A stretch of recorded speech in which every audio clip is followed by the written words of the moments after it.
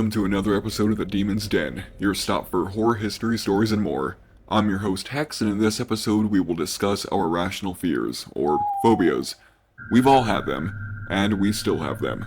I still can't swim in an indoor pool because I think sharks are in there. I think that one shark scene from Ace Ventura is what caused this. And even though I'm 6'7", I still have a fear of heights. My knees get all shaky, the sweat waterfall that erupts from my armpit soaks my shirt. How that phobia developed is actually, well, it's a funny story, but it was a nightmare for me.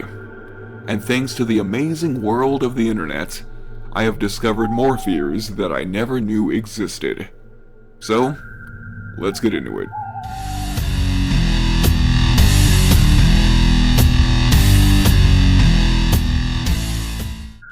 Have you ever felt anxious or scared whenever you walk around tall buildings or inside a room with tall ceilings? I thought it was megalophobia, but it's actually something called altoceilerophobia. It's a fear of tall ceilings, tall buildings, and enormous enclosed rooms. So in a way, it's like the reverse fear of heights. I think it's also a form of coelerophobia, or the fear of ceilings. I discovered my older brother actually has this fear, which is weird since the dude worked in a mall for like 5 years. I mean, maybe it was easier for him since he was just in a shop and wasn't just wandering around. Whenever we drove downtown though, he had to look down at his phone, his iPod, his feet at a comic book. He couldn't even look out the window at a tall building without breaking into a cold sweat. He was just like, we need to get out of here now, I can't look. Oh, why can't you look? Leave me alone.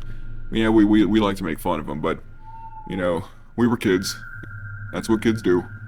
We're a-holes.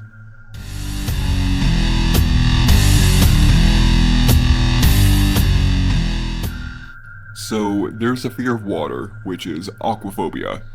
And nyctophobia is the fear of the dark. Shout out to Iron Maiden. If aquaphobia and nyctophobia got hammered together at that bar down the street and ended up having a kid, it would be thalassophobia. Thalassophobia is the persistent and intense fear of dark bodies of water. It could be the ocean, a lake, or even a pool. And thanks to good old Steven Spielberg, the movie Jaws gave everyone thalassophobia, especially that intro scene with those people skinny dipping. I have this phobia for sure. The ocean is extremely massive and deep. It's not our natural environment. There are straight up alien-like creatures in there that are still being discovered. And yes, I truly believe that there are monsters down there. You ever play that game Subnautica? Those diabolical villains at Unknown Worlds Entertainment made a game about crashing on an all-ocean planet filled with monstrous creatures that will attack you and eat you. I practically splattered my boxers when I came across my first Leviathan. No judgment. No judge.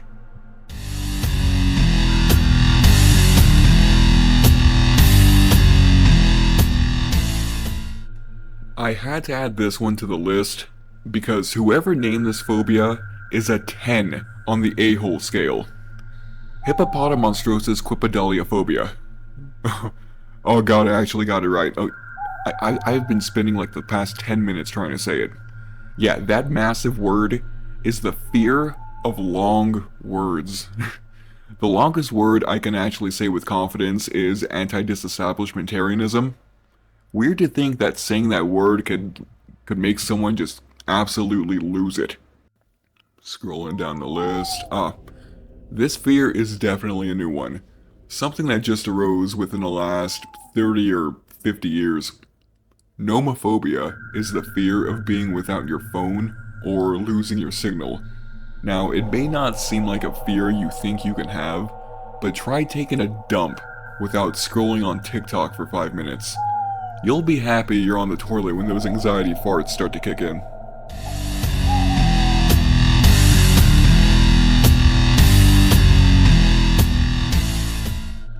Ever since the days of school lunches and afternoon snacks, this fear has plagued our minds. Arachibutyrophobia is the fear of peanut butter sticking to the roof of your mouth. Just think, this creamed concoction being masticated by your powerful jaws, then the horror strikes when this paste decides to migrate from your teeth to the roof of your mouth. That uncomfortable, sticky, soft plate makes itself at home, and now you have to scrape it off with your tongue, or even your finger. Moving right along, there's a fear by the name of scopophobia, which is the fear of constantly being watched, but there's a related phobia that takes this one to the next level. Sure, having eyes on you can be scary, especially when you don't want the attention, but have you ever been watched by an animal? Anatodophobia is the fear of being watched by a duck. Oh, sure, it sounds funny, but ducks are a-holes. During mating season, they are known to kill and mutilate other ducks. They're so foul that the male duck reproductive tool is this massive corkscrew covered in spikes that stab the lady duck during intercourse. How can it get worse? Ducks are constantly assaulting lady ducks. So much so that lady ducks evolved their reproductive system so that their copulating organ is an anti-corkscrew. So, next time you pass by a pond, watch your back.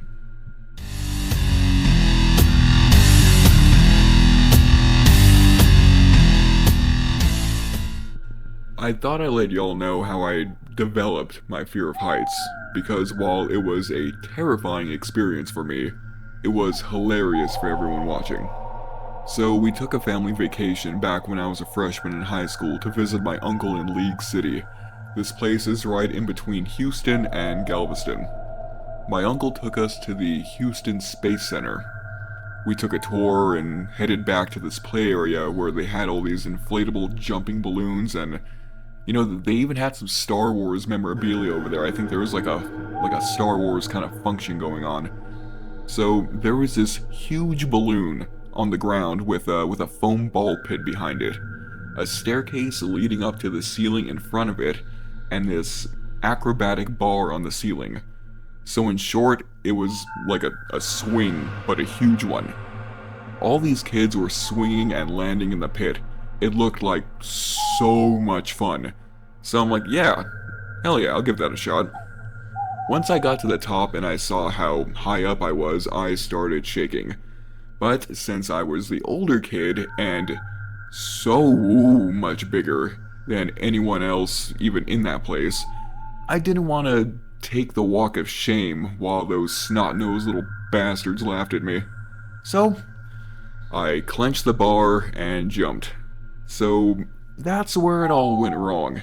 See, I failed to realize how heavy I was. These kids were 70 pounds soaking wet, and I was 250 pounds of fat ass with zero muscle. So I dropped like a fleshy rock. When I hit, I blacked out. Nothing. I woke up on the giant balloon, and I was sore. I felt like I went through like a 4-hour workout. Like I couldn't move. I rolled off the balloon, and these two dudes dressed as stormtroopers were dying laughing, those a-holes. Since then, well, let's just say, I get elevated in a different sense of the word. Yeah.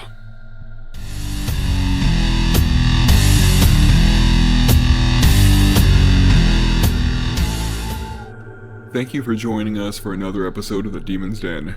Join us next time for more spookums. Until next time, stay safe, lock your doors, and remember, look out for the ducks.